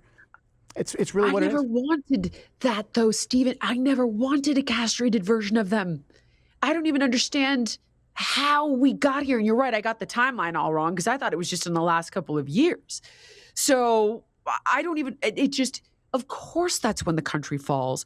Of course that's when everything falls to crap. And we're seeing it in all the places you're telling us. And now we're seeing it in our own country. And I really hope... I have to imagine that deep down, on a psychological level, everybody had a dad. Maybe your dad wasn't perfect, but you sure wanted that perfect dad. You wanted the perfect dad to walk you down the aisle. You wanted the perfect dad that was going to protect you. Everybody had that dad. And ironically, whether you're straight or not, everybody wants the guy friend that walks on the outside of the sidewalk. I'm sorry. Everybody wants that guy. Everybody wants that guy, but society hasn't earned that guy. The society of women around today have not earned that guy, and they're checking out. That's the problem. I mean, let's just look at this. And I know you have plenty of things to do, and so do I. Could talk forever, but I will. But here's I've kept you. Well, no, I appreciate it all the time. Don't give me. I'm trying to be respectful. No. Believe me, I never actually get to, because on my show I have to make sure that I'm informing, so I can just kind of free ball it here. If that's it. No, not free ball, spitball, whatever. We can cut that. It's not live. Both that's okay. Good. Free ball. I'm going commando. I will say this. Let's look at any of these fundamental issues, okay, and how they were shut down. Abortion, wherever you line up, has become absolutely radical, where there is no scientific basis for the current left's abortion policy. None whatsoever. It's a life. They know it's a life. They want to kill it anyway. Would that happen if men were truly in charge? No. We were told no vagina, no opinion. And now there are plenty of, they say that men can give birth too because trans, so they don't really have a slogan because it's retarded. But then let's look at trans men and women's sports. I'm just using the social issues that are really obvious. There was not a demographic of men, no race or age group, that supported it. Only women. Then you even go to things like income tax and redistribution and socialism, and you see a favorable view from women and an overall negative view from men. If you look at any major issue where we are discussing right now, you will see a split, and it is almost always heterosexual, Christian, white American men who say, we're not going to allow men to beat the shit out of women in sports. We're not going to allow women to have abortions 1, 2, and 3 all the way up until birth and having it taxpayer subsidized. We are not going to have a socialist tax code. All of it. There is a split. It is remarkably consistent. And that's why they've been castrated and neutered. Because now women go, well, I want a man to be a gentleman. Great. Are you virtuous? Or were you an OnlyFans model for the last 5 years, and now that it's kind of run its course and you've aged out, you want that gentleman? That's why you see men, as they get older, their view of women, their favorability, it starts off at like 70, 80, goes down. Women start at 30, and then it goes up when they want one. We have to direct this, and this is something I can't do because I can already hear it from some of your audience. Going like, I need to be a patriarchy. Well, guess what? Off. I'm right. This is what actually needs to happen. And it doesn't mean that we want to oppress anybody. Men will lay their lives down for good women. They absolutely will. They're looking for them. And there aren't enough around. And I know you know what I'm talking about if you see the screeching. And you see it on the right too, by the way. You see the same strains of feminism on the right that is just as pervasive and just as much of a problem. And you can't fix it by, we've browbeaten men. We've castrated them. We've told them, hey, sit down, shut up, no vagina, no opinion. How's that working out? Women have been in charge of our cultural norms really since the 1960s. If you look at academia, if you look at media, if you look at print, if you look at policy as it relates to healthcare, here are the results. Maybe listen to those guys for a change who've been vilified. Doesn't mean only them. It means stop vilifying them. That's a big component. I guess I always looked at the world and thought that, listen, I don't subscribe to a religion personally. And I hope that doesn't make me deplorable to you. And I do appreciate, your beliefs and that, you think that I will end up in hell and whatever. Separate Oh, yeah, I'm going to bother you. I'm going to try and save you from hell. It doesn't make me deplorable. I don't want you to be hellbound, Jillian. I can't. This is a separate show. Okay, all right. That, I should do with both you and Andrew, because it's like, I swear to you, I was born this way. I genuinely, I think we did touch upon this on your show. Like, I actually love men. I love them. It's just that when it becomes physical, it's almost like it would be like you being physical with a man. It's like something doesn't compute. And that's a separate conversation. But I don't subscribe to any sort of religion, but I do believe in God. Mm-hmm. And I just think the world is too incredible. The universe is too incredible. And there's just too many amazing coincidences for life to exist. And there's got to be a creator, in my opinion. Yeah. And when I think, like, okay, well, God would have created man and woman. It is the perfect yin-yang balanced partnership, even in a relationship. Women can be, I tend to think more like a man. And so there is a good balance with my wife, but in a lot of gay relationships, I'm like, this is why men and women belong together, because they balance each other out. Yeah. I think what I feel like I'm hearing from you and Andrew is not like women need to always be barefoot and pregnant. They can never, ever have a career. No. Like, we don't want you to get an education. I don't hear that. I just hear you guys saying you have emasculated men. You guys have minimized us. You have sidelined us. You've shamed us. And you've told us everything about being a man is bad. I hear the same thing from Nick Freitas and Dr. Drew, by the way, who was a former liberal. And that is what's destroying society. And that is not okay. And women, listen, I feel my own empathy at times. Like, Stephen, I would have wanted us to go into Iran just watching those people die. And right. I know that that's a problem. I appreciate that you're objective, because, like I say, hey, those people want us to. It doesn't mean that it's our role, right? In other words, there are plenty of places that need saving. It doesn't mean that it's a legitimate role of the American government. But to go to what you just said, I would just reframe it a little bit. Yeah. Because it frames it a little bit as a victim. It's not a victim thing. It's not that men have been minimized. I would even let me put a really, really fine point on it. Okay. It's that the left has destroyed women. Let's walk through that for a second. If you were to follow the advice of the left, in other words, their prescription for life, okay, what has been advocated through feminism, what would you do? You'd be sex positive. If you're hot enough, you'd do OnlyFans. Back in the day, it'd be a bunny ranch, and don't let a man tell you any different, because he's the one sexualizing you. You'd go to school. You'd be saddled with student debt. You'd become a boss babe. You'd be large and in charge. You'd probably be fat and proud of it, because that was another part of the Marxist feminist movement, right? And that morphed into that. I mean, I'm an actual Fat Pride published professor. I did that at a conference as an undercover trans. That's how absurd it is. I wrote a paper on Fat Pride as a method of self-care in the era of Trump, and I actually got to deliver a keynote. But you would be OnlyFans. You would go to school, be saddled with debt. And by the way, the college experience would be 4 years of glorified alcoholism and whoredom. And you'd find you'd eat, pray, love. You wouldn't need a man because you wouldn't want one, and you would pursue other endeavors that are more meaningful until you decide to maybe have a family in your 30s. And guess what? The stats are in. Doesn't work. Mental health is bad. These women regret these decisions. Women are miserable because they've been doing it they've been doing it under the guidance of women. What have men said? Don't be a whore. Of course, we murder rapists. By the way, whipping posts, a lot of people don't realize this. That was men whipping men for hitting their wives. And do you know what happened if a guy got hit by his wife back in the day? He also got hit and mocked. How could you be such a pussy that you let your wife hit you? We've never approved of rape. We're not an Islamic nation. Oppression, beating. Men go, don't be a whore, have some self-respect. Men go, well, if you want to find a man, then you better make yourself attractive in a way to the kind of man that you want. And women pursue things that they want in a man. That's the feminist approach, right? Let me just let you in on this. We don't care about your degree. We don't care about your job. It's why people like Bezos and billionaires will marry a waitress or a teacher. Men want the same things they've always wanted from women. They want peace. They want nice. They want a safe refuge. Their language, more so than affection, is respect, and they will lay their life down for you. In exchange, right, that's what you get, but you need to be a virtuous woman. Instead, women are going, I want a man who's authoritative. I want a man who's successful. I want a man who went to a good school. I want a man who makes a good income. Statistically, these are undeniable. It's what women look for.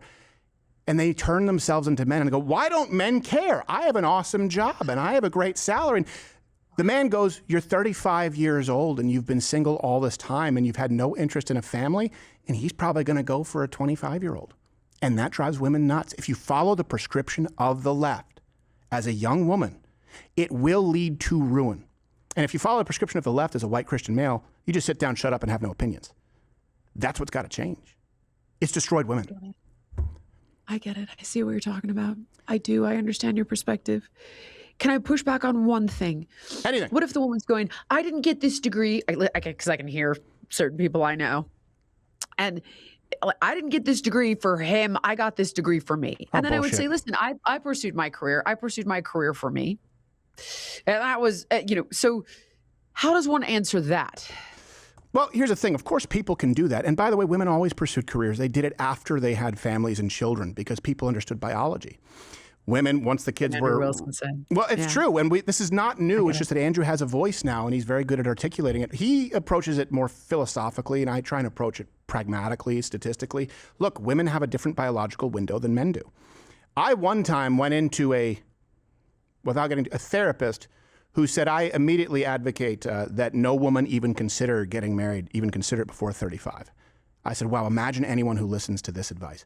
No one's stopping you from pursuing a career. What we are saying is, how do we as a society facing a failing birth rate, facing an intergender dynamic that is fractured, broken, and people aren't getting married, they're not even interacting, how do we fix this? And we were better off when we had traditional gender norms and expectations. And women can scream until they're blue in the face, then die alone. And I'm talking about young, heterosexual, liberal, but I did this, he doesn't care.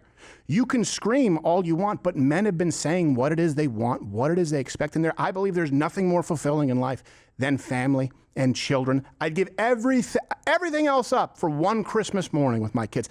That's how meaningful it is. But what do we do as a society? When you have kids, your life is over. Maybe you're just a miserable bitch. Maybe you're not a good mom. Maybe, how could after having kids, I can't imagine telling someone that, right? That's what we do all the time. We are directing people, or to be fair, for those that say, maybe you're a miserable prick. It could be the dad too. I can't compute that these parents who go through that don't, by and large, there are always exceptions, see the meaning and fulfillment and purpose. You know why? Because it's a lie. Almost any parent will tell you that, but that voice is not reflected. And young women are pursuing the wrong things, and the dating pool is growing. It's shallower and shallower. You said they might pursue it for themselves. Maybe, largely bullshit.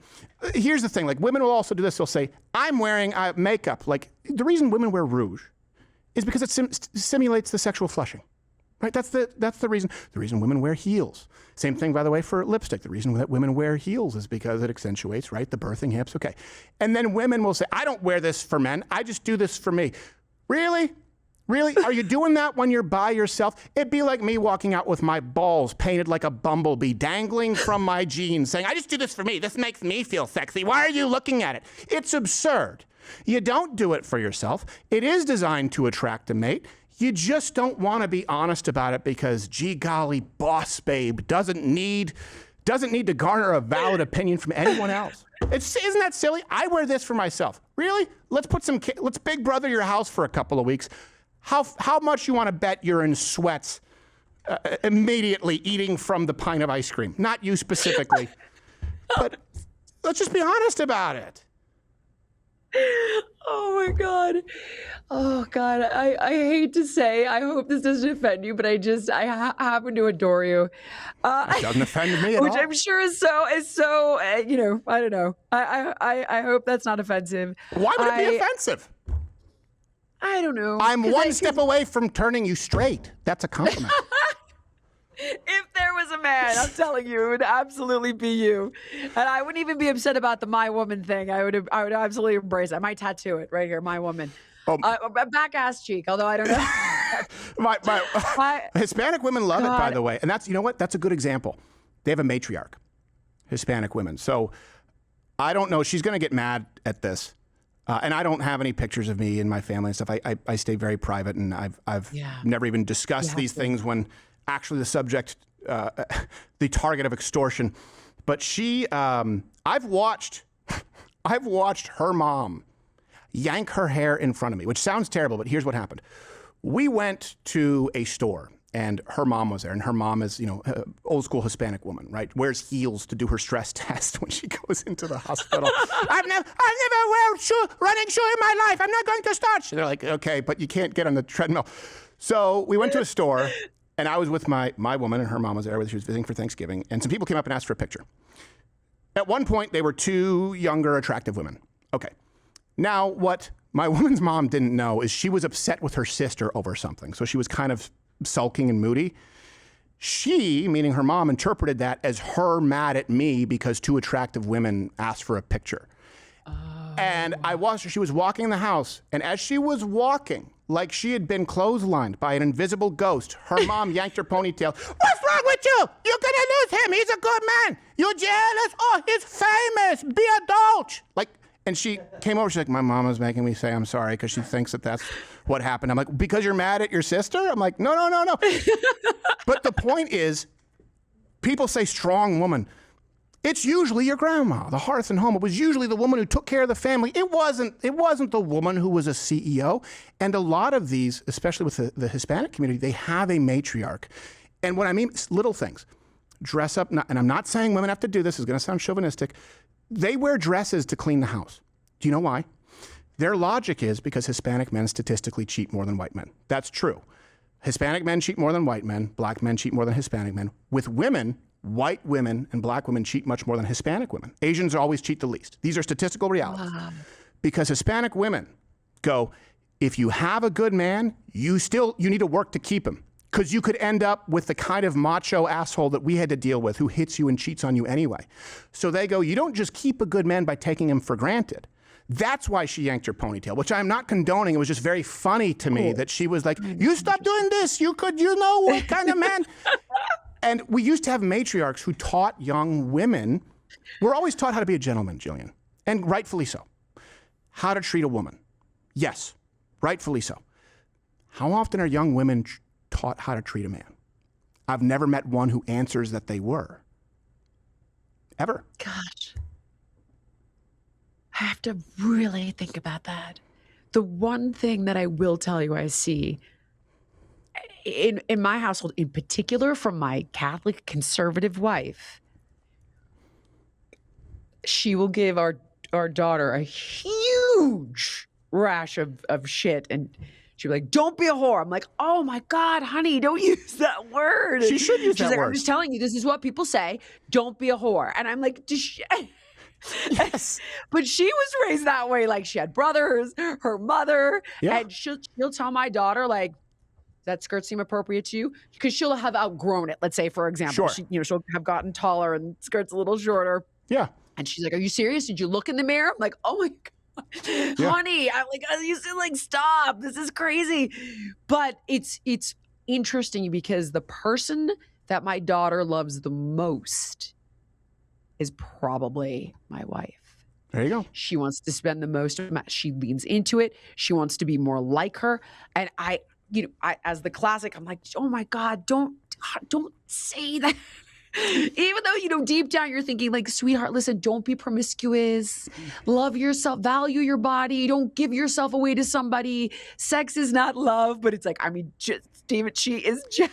Well, and a big thing is, and I obviously believe in father, mother, because I think that's the best way to rear a child. But a big reason for that is because, and it sounds like you're talking about, you said Catholic conservative is a little bit more of the strong hand, or rougher. Men, like, I can tell you this, I don't know how to put scrunchies in my daughter's hair. I'm very bad at it, and I'm paranoid that I'm going to hurt. Like, I have a little bit of nail paint right now because I didn't realize it was actual nail polish. I thought it was a marker. I was like, what? But I do know how to protect her. And I do know how to assess threats. Men, fathers, can protect and raise young women because they are in the quote-unquote predator class. Yeah. Moms can't do that with boys. They don't know the perpetual threat of violence under which men are raised. And that actually is what keeps men behaviorally in check. This is a big lie, too. We can probably end on this, but I was talking with Piers Morgan about this. People go, well, men have been in charge for a long time. Why don't we let women get a shot? Well, women have been in charge historically at different periods. It stopped because of unbridled cruelty. They were far more cruel, and we can go through those different examples, but even if you look at the big, certain queens, Cleopatra, I mean, she was an opium whore who had a gourd filled with bees that she was using as a vibrator, and basically her 4-year-old brother was running shit. I'm exaggerating to make a point. And she wasn't black, as they did in that Netflix thing. I actually have heard the bee thing before, but I just thought it was, I was like, oh my God. It may or may not be true, but it's a funny tidbit. But okay, maybe I heard it on your show. Yeah. That might have been where I heard it before. But men, okay, so here's one. We got a lot of flack for this, where we had a website, you may get offended, it was batteredlesbians.org, and we did a whole PSA, but actually gave money to an organization because people don't realize this. Heterosexual relationships, domestic abuse, let's just say that's the baseline. Gay same-sex relationships, meaning two men, is much lower than heterosexuals. Lesbians, much higher. Now, let me explain to you, and I've been saying for years why I believe that is. We can't know. I'm positive I'm right. It's that men both have nukes. And men, every single significant friend, and I've had the same best friend since I was 12 years old, we've almost come to blows. Now, we've stopped. Why? Because we know that there's that line, and that keeps us in line. Armed citizens make a polite society.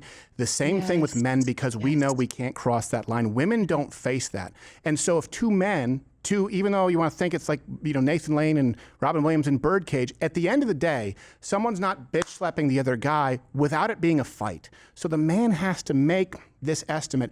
Do I want to get into a full-fledged fist fight tonight? Because that's what's going to happen when it's two men. There's obviously a power differential when it's a man and a woman.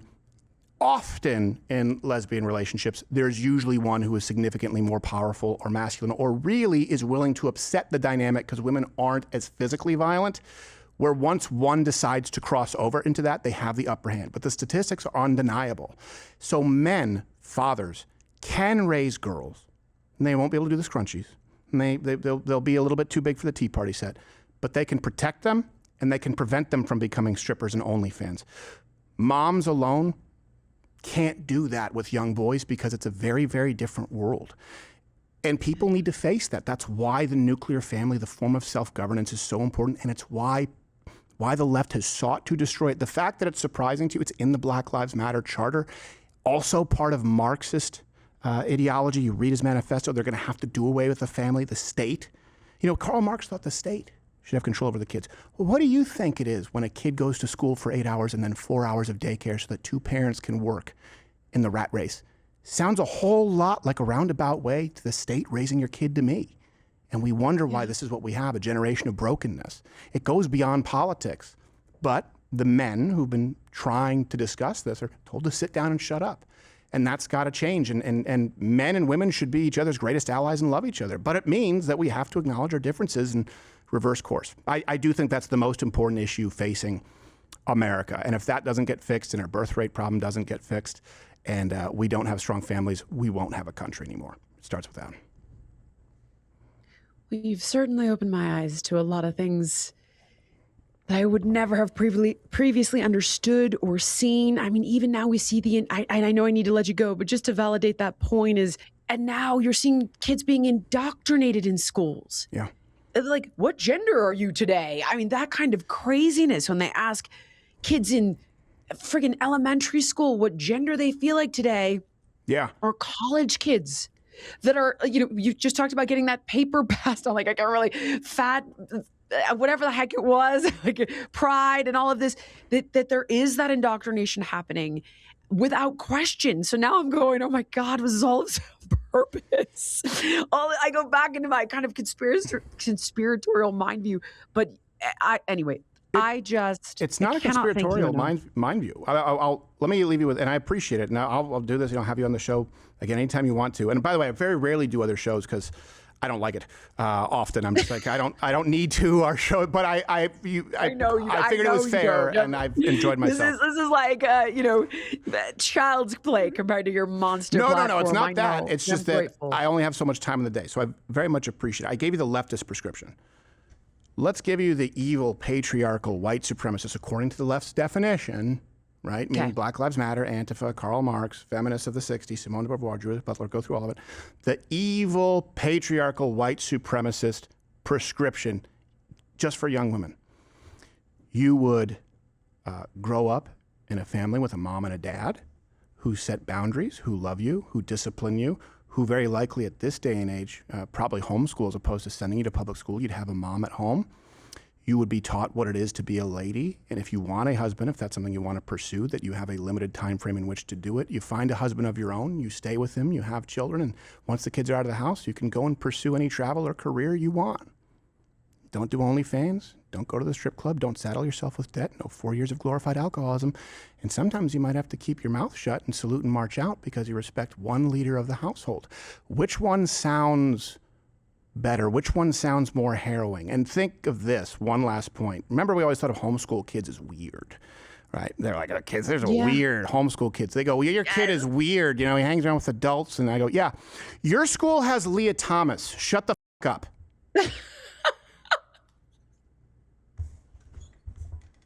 That's where I am. Okay. I'll take a little homeschool weirdness over some kid walking in a furry outfit, which, by the way, is not that. It happens at every school, public school in America, and we have to validate it. All right. I've made my choice. Okay. Stephen Crowder, you're magnificent. Where can people find you? Oh, yeah, I forgot to play. Rumble, obviously, people can watch it's 11 a.m. weekdays. Every weekday, we live stream, and of course, there's a YouTube channel, but Rumble is the best place to tune in live, and we still do it every day without a net, broadcast live. And you can follow S. Crowder on X because there's a bastard who has Stephen Crowder and won't give it up. Let's take that guy out. Well, Can't we careful. get that People are going to back? say we're advocating for assassination. No. I'll cut that. We'll Never mind. no, don't cut No, it. never. You meant we'll send him a nice fruit. We'll send him some Sherry's berries and see if it works out. Yes. Yeah. We'll appeal to his better nature. All right. Crumble cookies. Thank you. Thank you, Jillian. I appreciate it. Thank you so much for watching. If you enjoyed the podcast, please like, comment, subscribe, and share. And make sure to let me know what guests you want to see on in the future.